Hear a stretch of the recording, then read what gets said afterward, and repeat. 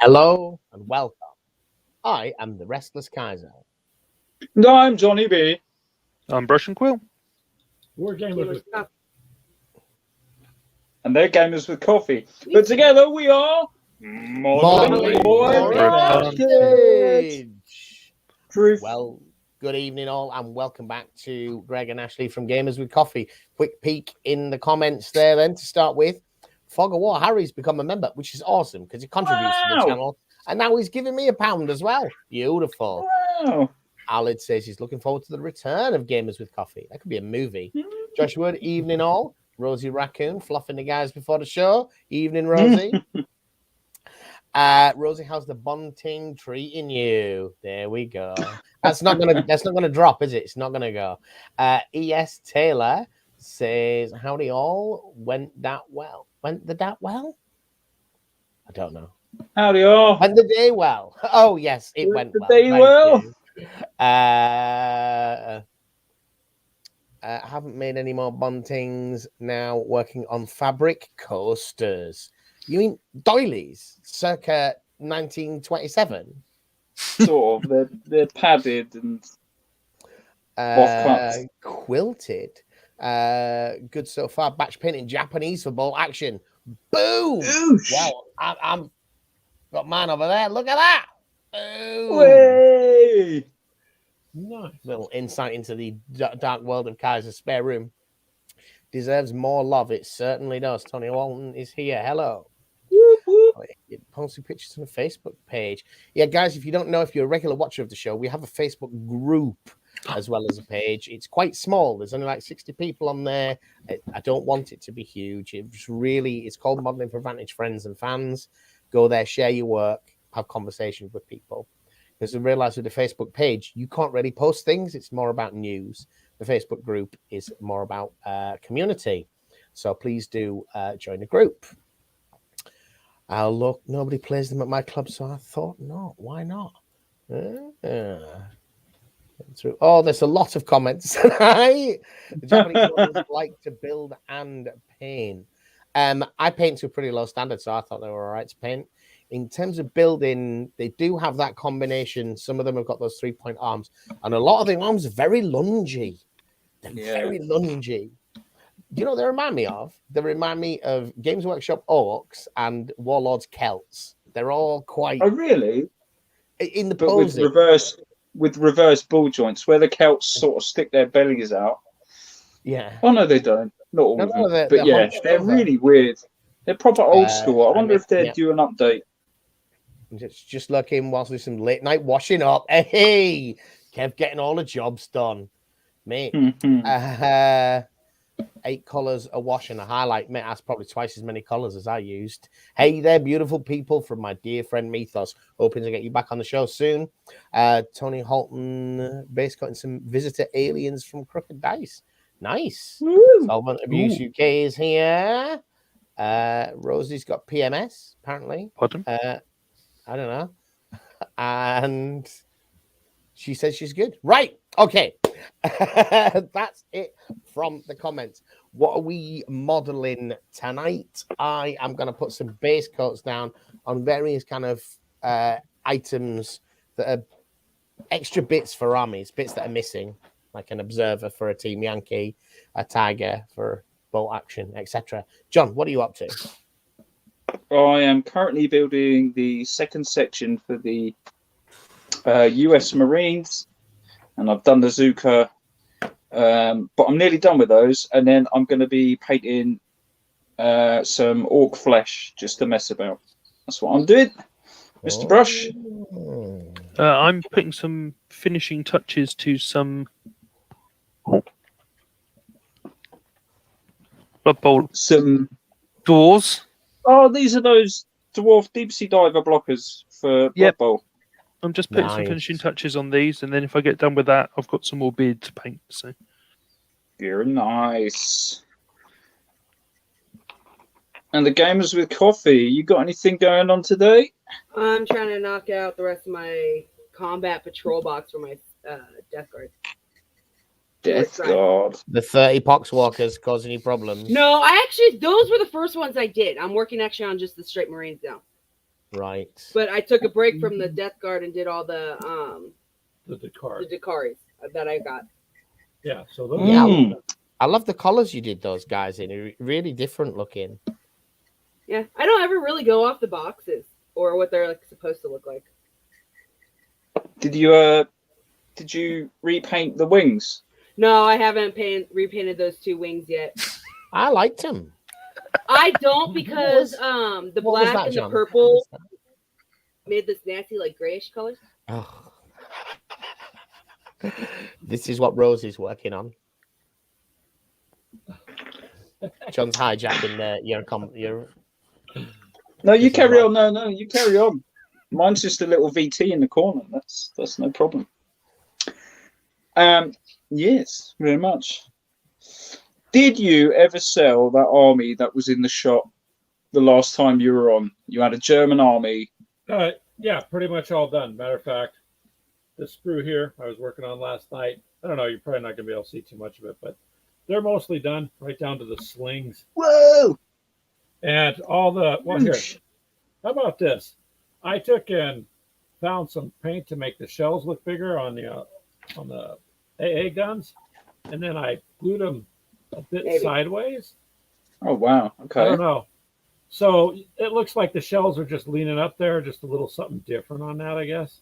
That camera's probably not going to. So that's good enough. Everything else. Yeah, it's pretty good. So I got all those done. All I've got is a few touch-ups on these.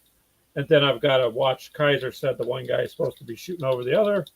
So I've got to make sure I get those glued in there. But other than that, those should be done tonight. And then it's all done. Wow. Well done. Yeah. Project complete. That and some Team Yankee stuff I've been working on. So I've been splitting the Weasels.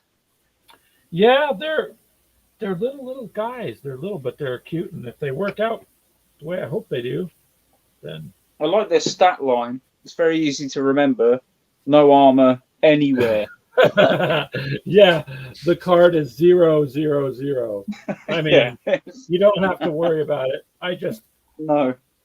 I got them honestly because they're going to fit in a tray I have without buying another tray. And I thought if they can just run out and take out some armor, even if they die, then they've done their job. So doesn't matter, yeah. They ain't gonna go nowhere.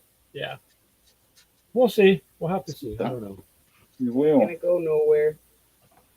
Gotta roll to be able to actually hit. I know. Sometimes but your opponent's going to feel gutted if they actually have to expend any shots in killing them. You know, it's like.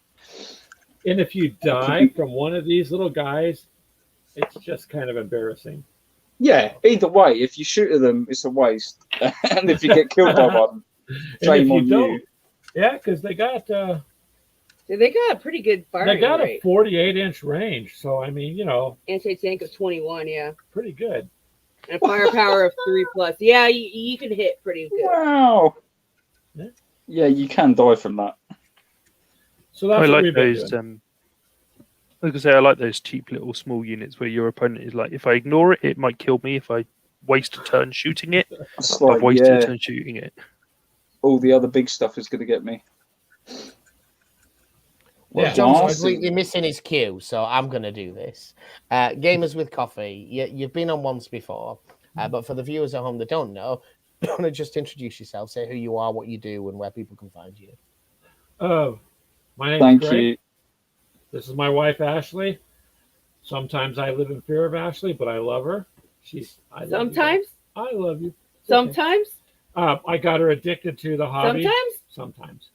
And so now we mostly eat rice and beans because she's buying things to paint.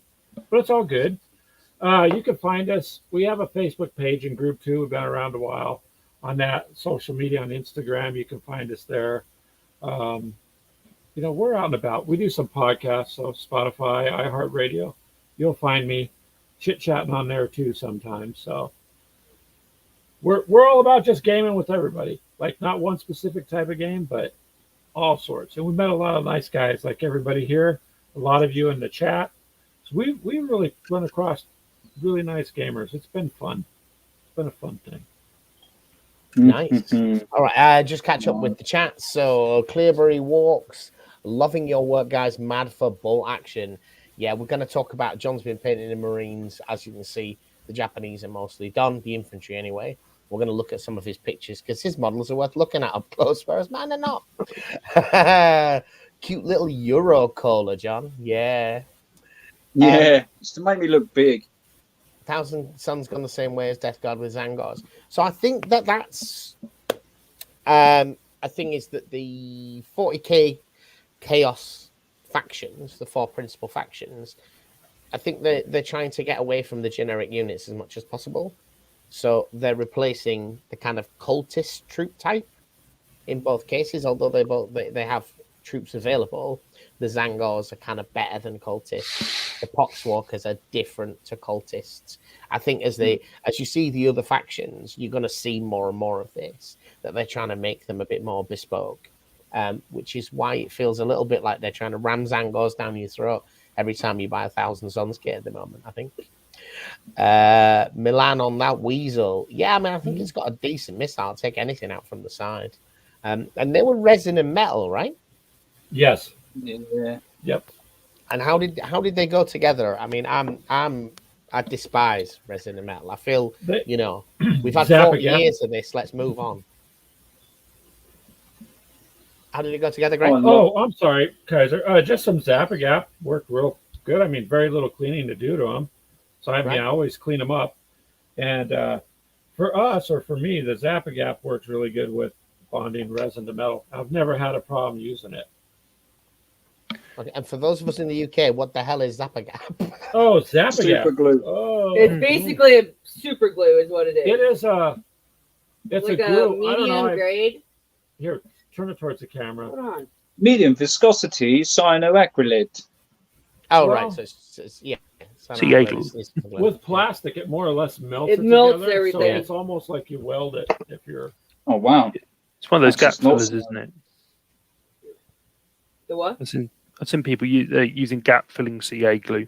It's like that. Kinda. They have a very thin version of it. Gary Pierce says, question for the team. What would you say is better, bolt action or Flames of War? Thanks, great show. Well, I don't know. Shall we ask you, Callum? I'm not sure you played both games, but you probably watched videos, right? Any thoughts? As somebody that's not played either of them, I'll answer as which one would I feel more inclined to play. I would say Flames of War, just because it's a bigger scale and you get to control like entire divisions opposed to a squad of soldiers. Right. Okay. Yeah. Interesting point. I mean, I think specifically it's a company level game, but these days most games get a bit vague about that sort of abstraction anyway. True fact. Yeah, I think it's just that. I think it's just when I moved away from like 40k, I moved into like company, regiment, division games, and that's where my heart is now. That's where your heart is. All right. So what about you, John? Me, it's a tough one. I like them both for their differences. To be fair, I like bolt action, World War II setting, platoon based. I've really enjoyed that, especially with Kaiser, and we're doing sort of narratives and that. I'm learning a little bit as we go. Flames of War, it's a different beast, and I do like it also simply because, as Callum states, you can have the bigger toys, you can have whole platoons of tanks, which makes me happy. Not that you can't in bolt action, but you can have a lot more tanks in Flames. So I like it for that as well. So it's not so much what's better. It's how you feel on a day, man. That's what I think. Yeah, different strokes for different folks.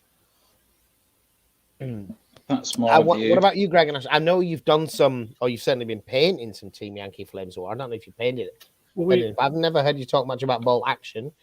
I have not, to be honest, haven't played bolt action. Like I've watched some of the things you guys have done, so I don't know anything about that. I got back into playing miniatures years ago, but it was with like Gale Force 9 tanks. So we started there. Yeah. And of great course, introductory game. And when World of Tanks came out, we got that because that was just easy to do too. Team Yankee, I like.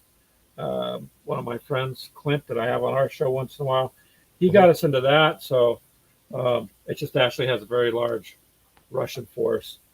And Flames of War, this box that I got for a while back, I'm almost done. So we're getting ready to do our first game here shortly. But I haven't had a chance to play, but I like it because it looks a lot like. When was I informed? Huh? When was I going to be informed of that? I wanted to win, so I wasn't inviting you. Otherwise, your guys will beat me. Okay, it's okay. It's okay. I have to survive the show. Commodore told me to blink 3 times if I'm in danger, you guys. So watch for the man. So because we're so used to the World War II era stuff, I'm going to give Flames of War a shot. I really like that time period for fighting. So for now. I think one of the good things about World War II for wargaming is there's good guys and bad guys. You know, you fight other historical periods, and it's a bit harder to say who's in the wrong here.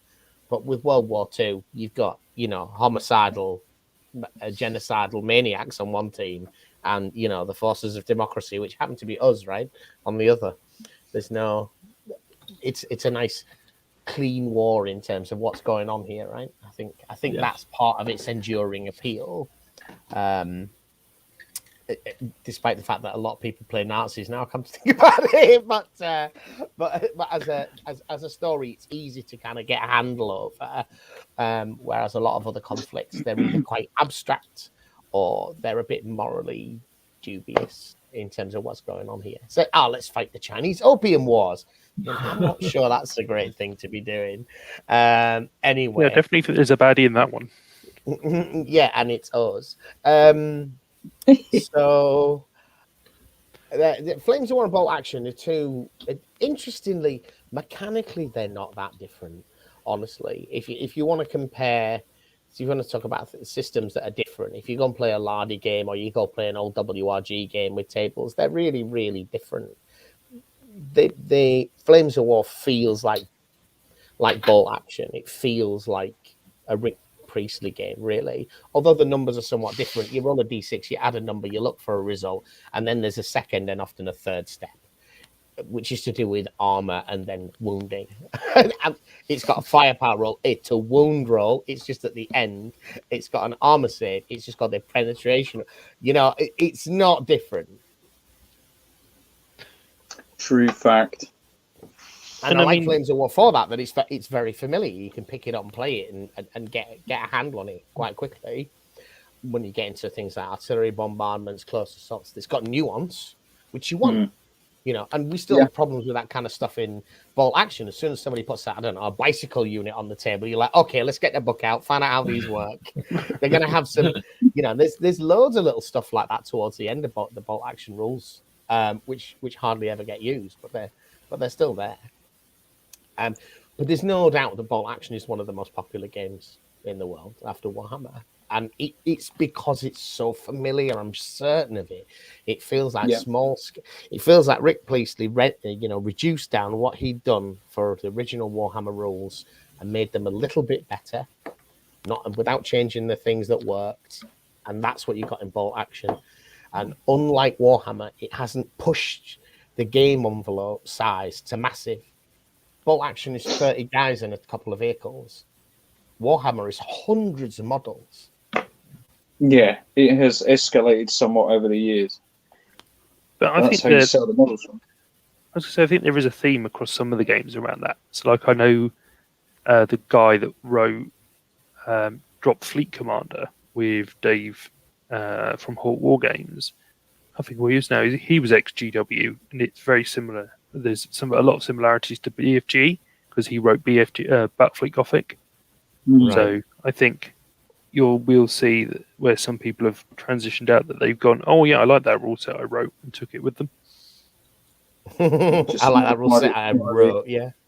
And that's not interesting. Go on. I was just going to say, you were saying about 40k and how now you need hundreds and hundreds of models. But Bolt Action essentially sells you Imperial Guard armies over and over again. They're all exactly the same. Like I've nearly got 3. I say nearly got 3. I'm working on 3 of essentially the same army with the British Airborne.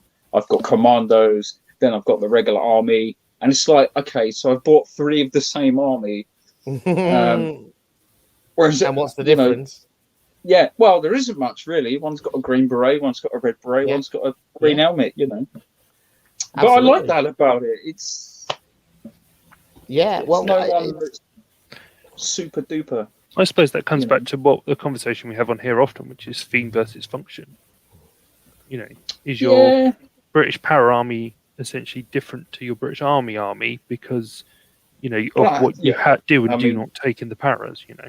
There are certain bonuses to having them, and they are slightly different, but ultimately everyone's just a dude with a rifle because it's real world, right?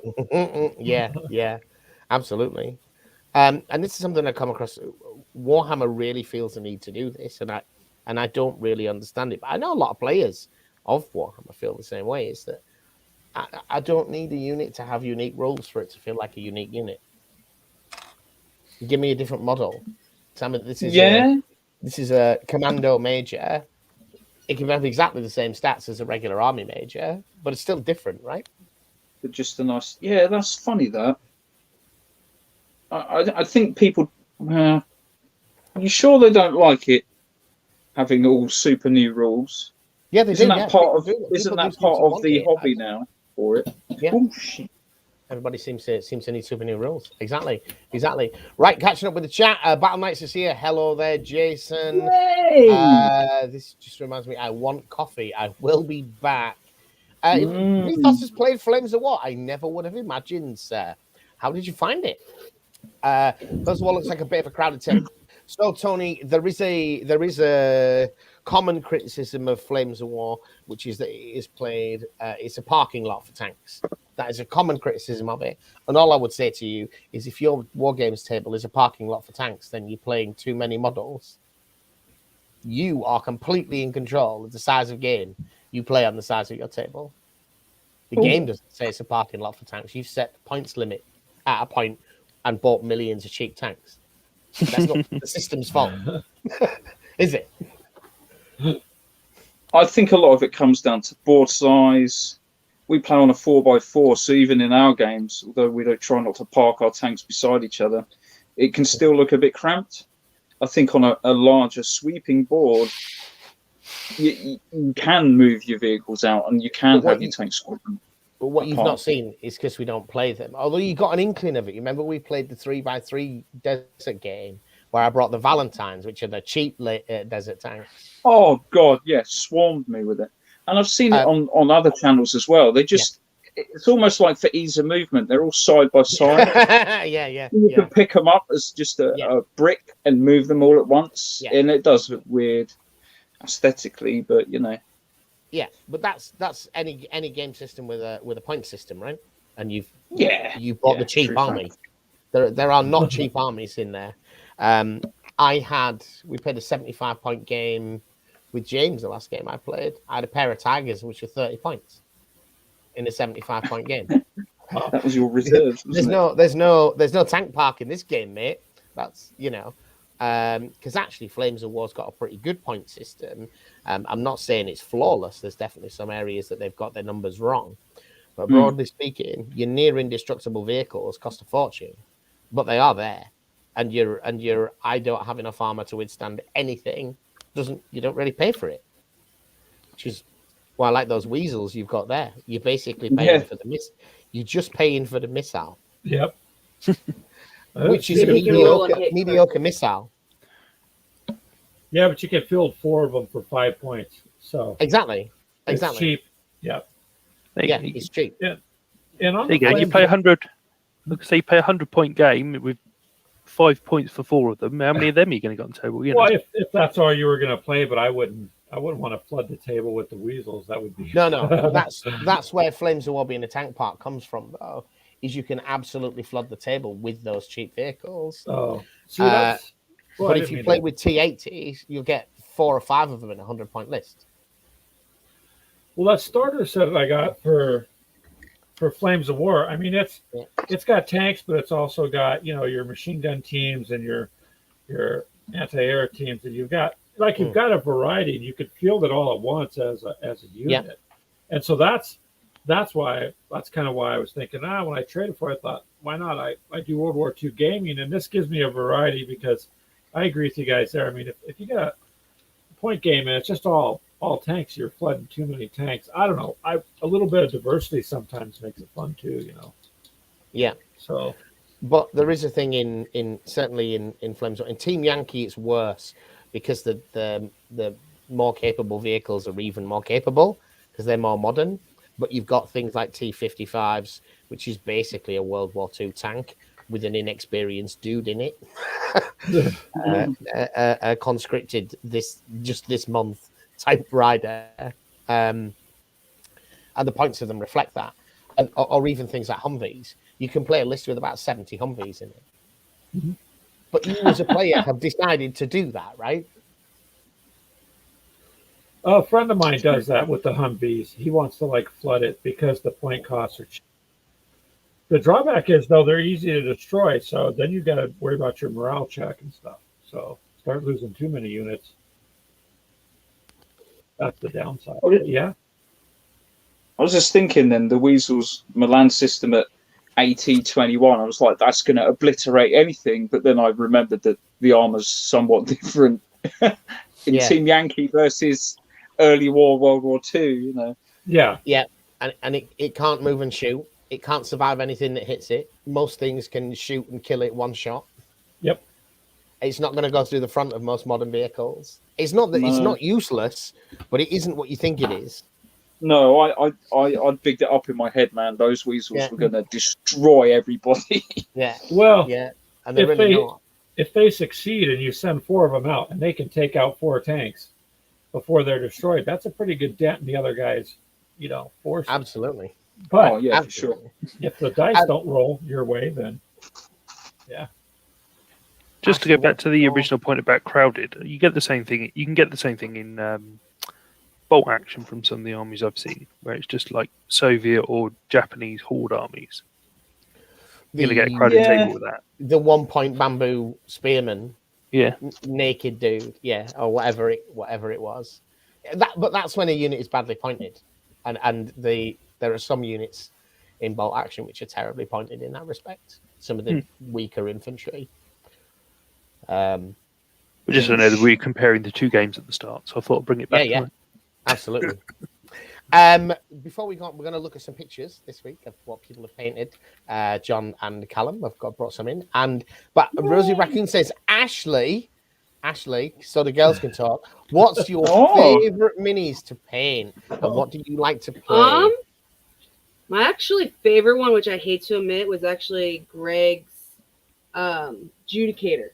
That black one that I painted for you. The Judicator? Yeah. From Space Marine. From the what? The Judicator. But anyway. Is it out of the Indomitus box? Yeah, the Indomitus box. The egghead from the Indomitus box. Yeah, that's a cool figure, but overall you like Death Guard. But predominantly, I'm more of a Death Guard. Weird, creepy people.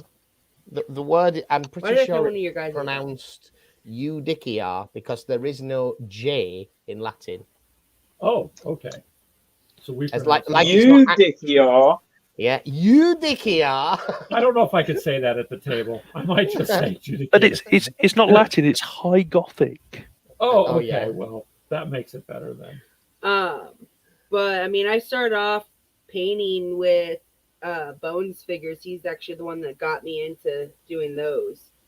And I just kind of worked my way up. But my favorite ones so far that I've painted actually are my Dakari. Is actually the ones I actually like the most so far. Come on, show us some models. I heard Drakari, isn't that Dark Elder? The Dark Elder, yeah. Yeah, I've heard about that. If I don't drop them. No! Scourge down. Right. Come on. If the camera picks them up. Look at that. There we Wings. go. Oh Look, Brass no. armor. really nice. So different from your average Rukari army. I like it a lot. That's just Too bad you can't see the blue highlights you have on there. you can, but our light's not working really These too well. these either. Dakari. I'll have to other get than, pictures up on our site. Colourful. Yeah, she's got them. Mine colorful. are, yeah. Normally, most of my stuff are actually either really colorful. Like when I first started doing the Death Guard, I did make them really colorful, light, the bright greens, bright blues, pinks, and then when one of our other members asked me to paint his Necrons and he bought the Blood of the Blood Gods, that's when my stuff started going very dark. Mm. Nice. Dark. Grim dark. Dark. Josh Wood there on the subject of bolt action and points. I think he's right on the money. That's certainly what we think. Bolt action, 500 to 750 points. Yeah, I think so. Other people may have different opinions on this, but I think that there is a bit of a problem in points-based systems in that we kind of accept a certain standard of the way in which the game should be played. And the strong example of that is Warhammer is played at 2,000 points in tournaments, and people play that size of game in their kind of games at home. And a 2,000 point game of Warhammer is enormous and enormously expensive. Yeah. I have rarely enjoyed a game of that size. I have massively enjoyed games half that size, however. And I think with all of these things, look at people say like, what points level is this game played at? Step back from that idea and just say to yourself, last time we played that game at these points, how long did it take? Because if you're half the points, you'll half the length of the game.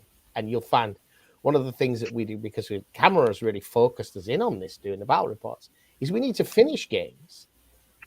And most of our games at 2,000 points, 1,200 points or 1,000 points bolt action, we weren't finishing them at the end of a club night. We were just going home and agreeing that, somebody probably had won. But you drop that to 750 points and the game is much smoother. I don't think I've ever finished a 2,000 point game. Of Warhammer. No. Yeah. I don't think anybody We've never has. even done it. We've maybe done 100 points or 200 points at the most. And we've never finished ours either. So I would seriously think about when you in playing your own games is that when you look at the size that the game is played competitively, half it and play at that level and see how you feel about it, and then maybe scale up from there. Because I think most of us don't want 4 to 6 hour game. We want a 1 to 2 hour game because you got set up and put down time and all those kind of things. Do they ever finish at the tournaments? Because they're timed. That's why they have to have complicated scoring systems so that when the game ends in them halfway through round 2, who won? Yep. You have to have a time too for those long games. So we've got to put you on a clock. Saying if you've got to put a game on a clock, there's something wrong with your game, mate.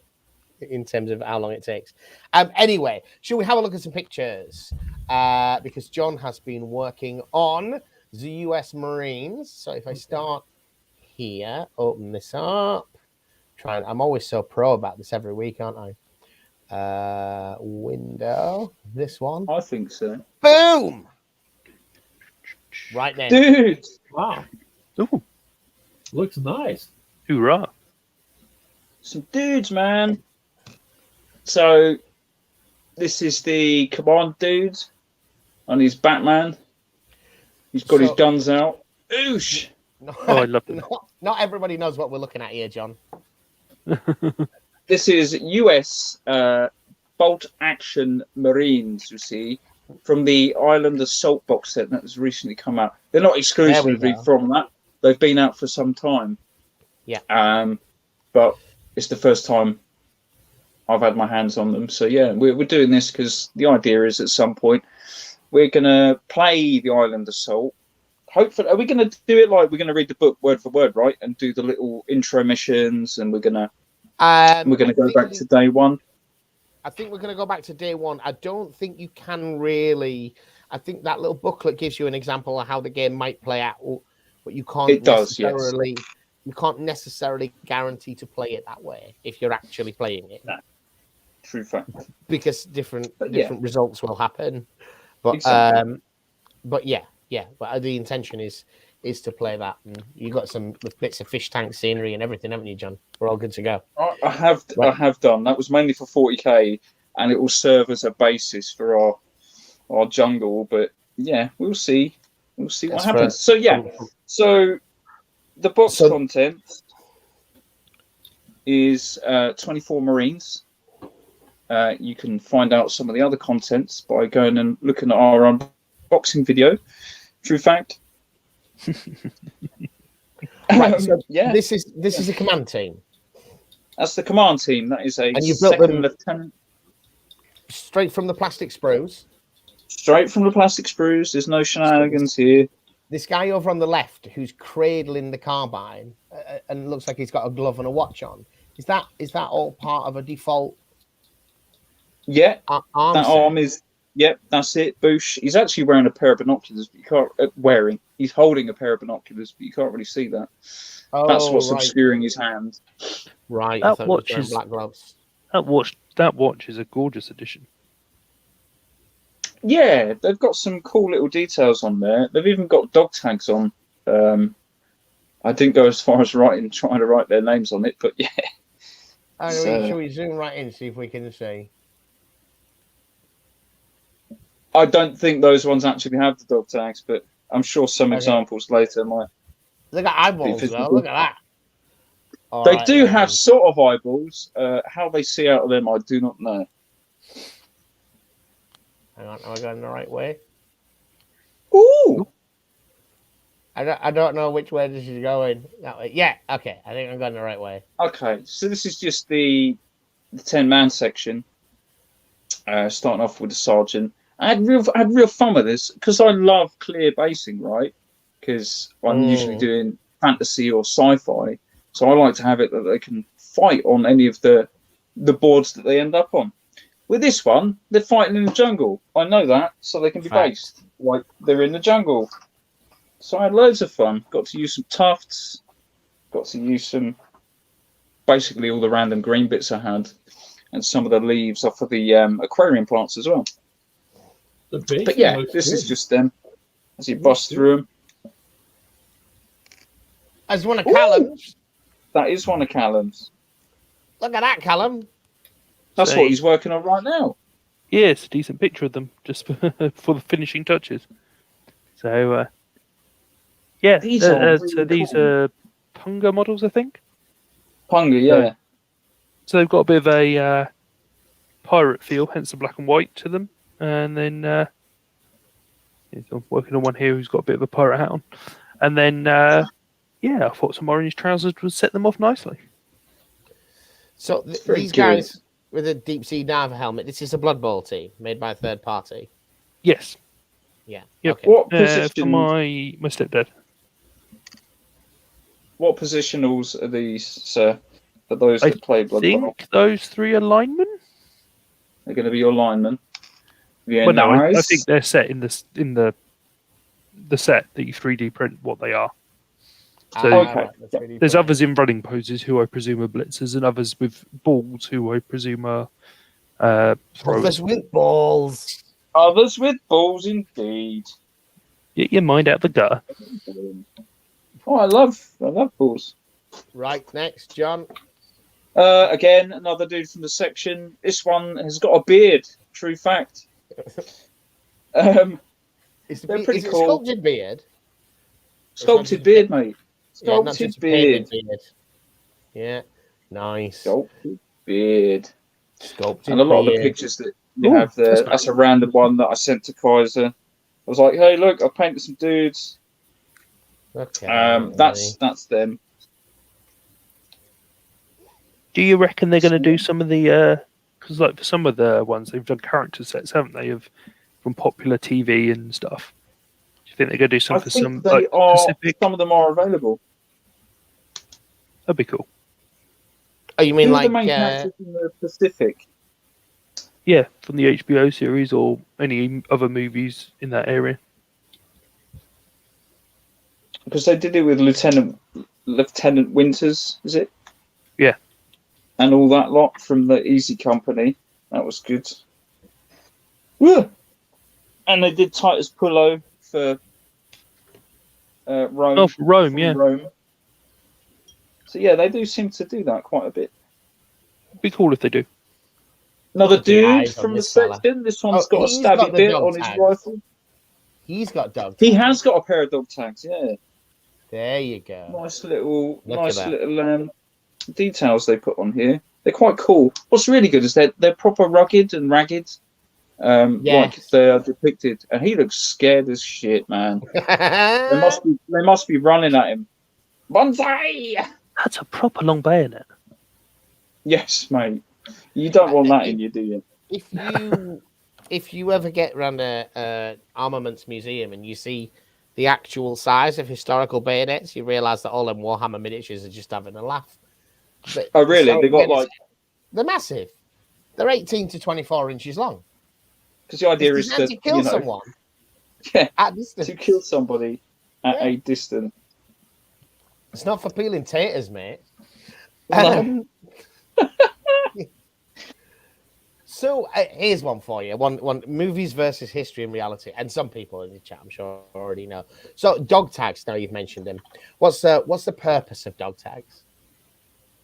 I don't know. It's got your name and serial number on it, innit? And you normally get like a second one. So if you cark it, they take the secondary one, right? And leave the other one on, yeah? So they can identify your mauled, bloody body. If they can't find you, that's why you wear one around your boot or an ankle. Yeah. Yeah. I actually looked up the history of dog tags once because I wanted to know when they were What's first it all invented. about? And I think the first ones were leather on string in the First World War, and they used them as toe tags when they were stacking the body. I think. Kaiser's probably going to tell me I'm wrong. We had leather ones in the First World War. Or did we have ceramic ones? They experimented with different materials. I don't think it was unique to us. I think there were German ones as well, and the German ones are quite odd looking. Oh no, I didn't mean. No, I mean I think when I was looking up the history, they were saying the first recorded ones were leather. They were the first examples they found. Yeah, and so they're extremely rare because they're perishable. They don't survive. They're made of organic material. So it's just one of those things that you see repeatedly in movies, isn't it? It's like, oh, the guy's dead, so his mates ripped the dog tags off him. So we've got to leave his body off. We got and said that is the number one thing that you never do. Is separate the dog tag from the body. Well, I'm sure they only take the secondary one because there's a pair, isn't there, on there? You got a little one on a ring. Yeah, and they take that one. Yeah, but they leave the other one on the body. But why do they take any of them? So that they have reference if you don't get a chance to go back and get to the body, or the body gets obliterated in the next bombardment. At least you've got a record in your bag, assuming that you survive and the bag that you have full of dog tags survives. Yeah, but you're telling me that you don't know the names of the people in your squad. Yeah. No, so this is what I'm saying. Basically, no. Can you imagine the amount of recruits? You got your squad, but you're going to then hand it off to HQ or whoever's going to take the tally and pass it on to the next chain in command. So I think that there's a perception with this stuff that it's about evidence. Yeah. But it's no one's saying that, expecting soldiers to lie, saying, "Oh yeah, Jonesy didn't make it, Sarge. He's dead." So, did you get his dog tag? Well, he's not dead, then, is he? That's not they're for identifying body parts, and they're for keeping personal effects and things like that. And I think the reason why there's two is just redundancy and spares, so they can keep, if the good guy's special effects or two different sets of body parts.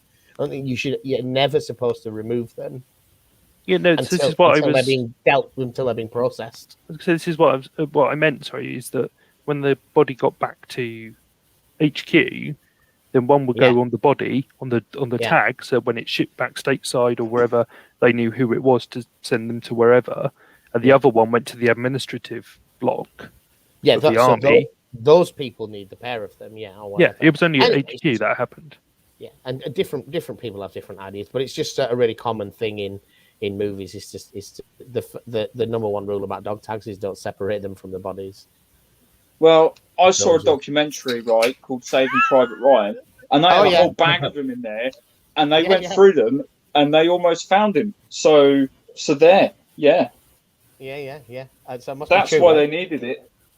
But I need it. Right, I'll go back to the comment. When are we playing Games of Thrones? I didn't think you painted your army. Have you painted your army, Jason? Was he painted Ashley up Butler. the Lannisters? He has painted up the Starks. Oh, Starks. Rosie loves your tattoo. Your tattoo. Oh, Ashley. thank you. Smaller scale games on my show. It's narrative, no points. Yeah, I mean, as long as you're in control of who you play against, narrative, agree the game beforehand. It's so much more enjoyable experience. Definitely, 750 points were so much better than no stupid powerful late war tanks. Yeah, I can see that's a thing. Bases look great, Johnny B. How did you do them? How have you done your bases, John? You haven't not just got a bit of acrylic today. Oh my, yeah. It's because I'm a brand whore. It's technical Sterling mud. Sterling mud is the base. Dry brush with Steel Legion drab, and then I just went to town with it with vibrant green tufts and some spare. Do you know what? You know that cheap Chinese foam mat that we used back in the day. Yeah. The one that was shed. Well, I've got a tub of all of the stuff that's shed off of that, and it's coming real handy. Right. So I've got long static grass from this like from this thing. The grass on that. Yeah, I don't know if anyone saw. It was like you got like a fake AstroTurf. So vibrant. You get square meters of them for like a tenner on Wish. And as a board game, as a battlefield surface, it's not bad. It's not bad. It's very spongy. That's a fact. Yeah. But you feel the way a few of the layers. But yeah, that's what that's from. And then what any other sort of vaguely jungly sundries I had knocking about? No Union Jack Jackson. I'm not sure who that is. What size miniatures they got? These are 28mm miniatures. That's the same for yours, wasn't it, Callum? 28s? The Blood Bowl team? Yes. Yeah, they're blokes who were 28, 32. Yeah. Lonigan and O'Banion, they must be characters in one of these TV shows. There must be, yeah. Have subbed to Gamers with Coffee. Look forward to seeing some of their vids. Awesome. Thank you. Do they get to speak here? Oh, boo! Yeah, Todd? I don't want to interrupt. You guys are really on a good roll, and I like the fact there's the dog tags. That's a cool addition. The grass is great, and the reason we keep looking around is we got a really severe storm outside, and our phones are kind of doing warning. So possible thunder, tornadoes, and stuff. Tornadoes. So we can hear outside. It just seems to be increasing as all. So we're paying attention, but it's we live in a mobile home, so we don't live in a house with a basement. So it says on the phone up to 75-mile-an-hour winds with large hail and tornadoes. So yeah, ouch. So we're paying attention. Yeah. So if you scurry away and start like boarding up windows, we know what's going on.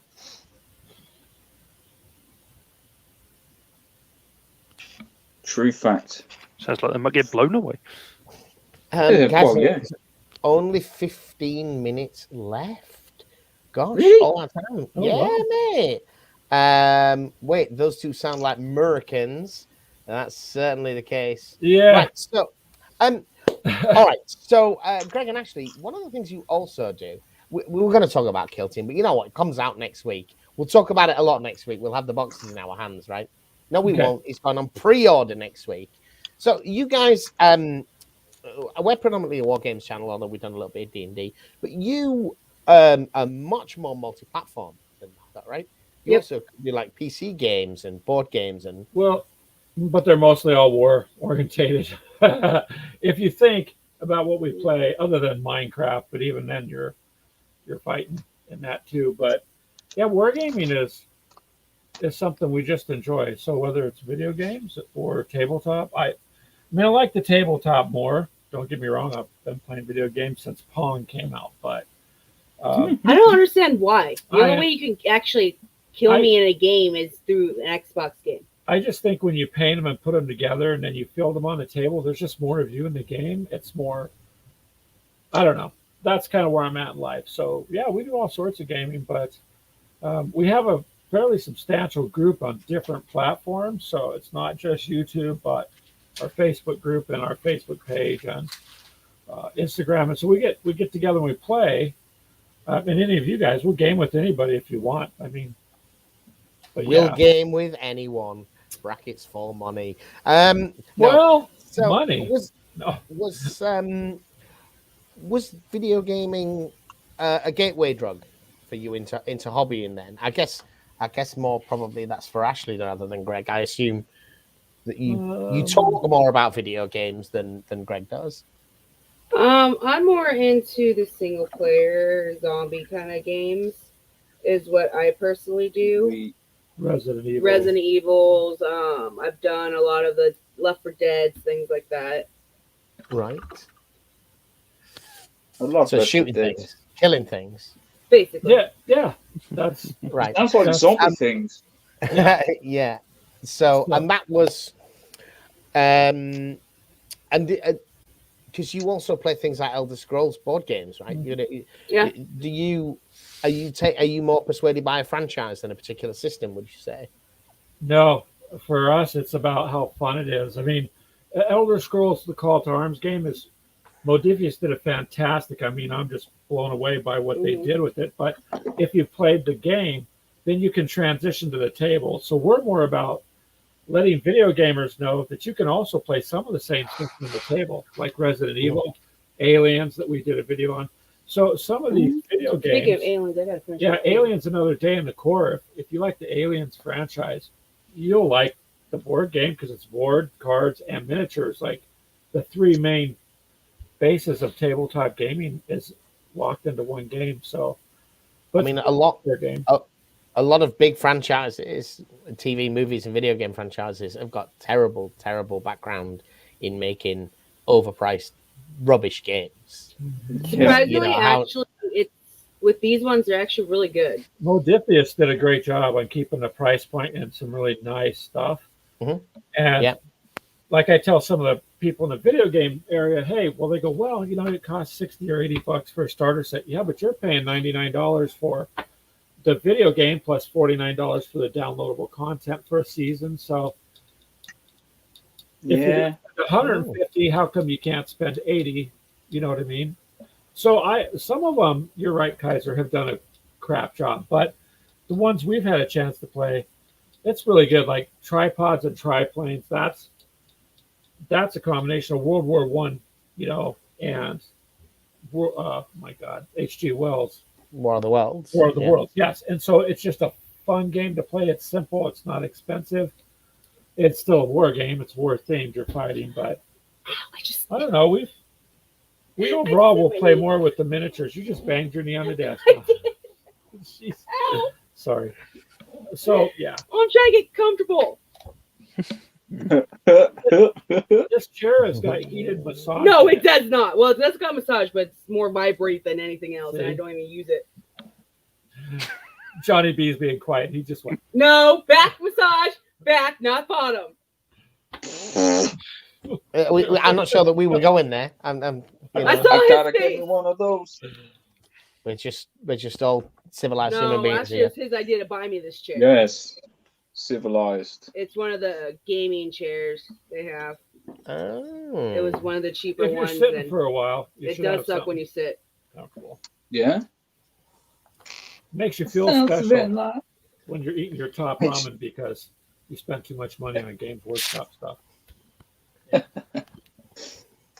I've just got this. I don't know whether anybody else has used this before. I'm doing this Vallejo. Yep, that's exactly what I'm painting my troops with. Field gray, right? No, that's bronze green. They all look very Field gray. They similar. all look the same. But this I one haven't says bought bronze two green on bottles. it. Yeah, Right. good stuff. This one, a lot of the Vallejo colors, because you were talking before the show about that nail polish shaker, and I actually think I might do. I've noticed this before with some of them. This is obviously made with a blend of other colors that don't mix particularly well. Although I was shaking it quite vigorously, I don't know if you can see. This is the first coat of it. Ooh, if I make myself big, Can you see the Yeah, differing? Yeah, you can see the yellows really- and blues in it. Really mottled and so forth. It's completely covered, but it's separated a little bit. Wow. Interestingly, once you've got a couple of coats on, that effect has largely disappeared. But some of it is about the paint shaking. And I've not. This is one of the things Callum was talking earlier about leveling up your painting. The things that you learn as a painter, especially about some of the paints. This one tends to do that, and I've not had that with anything before. But this one, Russian uniform World War II, which is a great kind of drab military colour for loads of World War II stuff, this foams. this You see, now, bloody it depends on foam. your batch, because I've got that one and I have no problem with that. It's one of my favourite colours to use. Yeah, you use it a lot. Yeah. But for me, it foams. Hmm. You know, Some of the Vallejo colours, they do that. Yeah, and how you deal with that is it makes you really nervous at the time when you're starting, because it looks like my models, while it's wet and it's foaming, they look like those nightmare photographs you see of, like, you know, the partially melted figures with the one eye up here and one eye down there, like so painted really badly and all blobby. That's exactly how your models look when they're foam.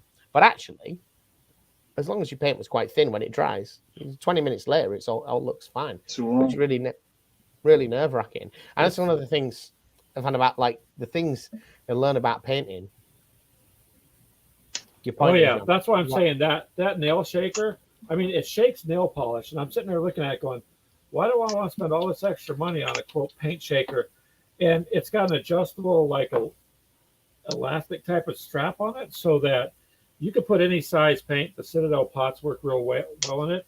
Push the button, let it in it. Like I said, it shakes it this way, so it makes a big difference in it. Even if you're remixing some older paint that's dry that you had to add a little water to, it saves, you know, from killing your hand. And yeah, I mean, I've seen people tape them to the blades on a sawzall, you know, and then but that's not necessarily safe. You might cut your leg off or something, and you know. I can see you doing it, you. I don't know. If it mixes nail polish, I figured it'd mix paint, and it's worked out great. So just a tip, works for me. Yeah, I think I might It try works it for me. for some of these. Too. So Saffron69 has got a question for you. Think you started a full action army, want to go British. What would you suggest as a good start? What do you reckon, Greg and Ashley? Where should they start? With bolt action? Bolt action. So it's World War II, 28mm British. What do you reckon? I have not played bolt action. We haven't played it. We've never really done bolt action stuff, so I wouldn't even know where to begin with that one. Yeah, sorry, you guys. Flames of War is what we're getting into there. It's okay. Josh Wood covers it in the very next comment. Oosh! Starter armies and armies of Great Britain. Well, starter armies are always a good deal, I think. Yeah. Yeah, I mean, I suppose I was looking to make a more general point, really, and I would say, I don't know what you think, Callum, but I think it's what John's been alluding to a lot today, or not alluding, straight up saying is, bolt action is a game where it doesn't matter very much which army you play. They all have the same stats because they're just dudes with rifles. There are differences, but there is very little difference in bolt action between a Panzer IV and a T-34, or between a Sherman and a Panzer IV. Right? Really? That's not to say that there aren't things. They're all medium tanks, right? And as a design concept, it kind of works. The German ones tend to have heavier guns, but they pay for those heavier guns. And it is a game system where you have up to one armored car, up to one tank, up to 6 units of dudes, including an HQ. So you want to pick in bolt action the army that you like the look of. Yeah. Rule of cool is always 100% rule of cool for bolt action. I'd say look at the starter set, look on the back, see how many of the models out of that you like the look of. There's starter box sets for pretty much everything. I'm pretty sure there's at least 2 or 3 different British bolt action starter sets if you want to. Yeah. There are nuances with the different things like airborne or stubborn.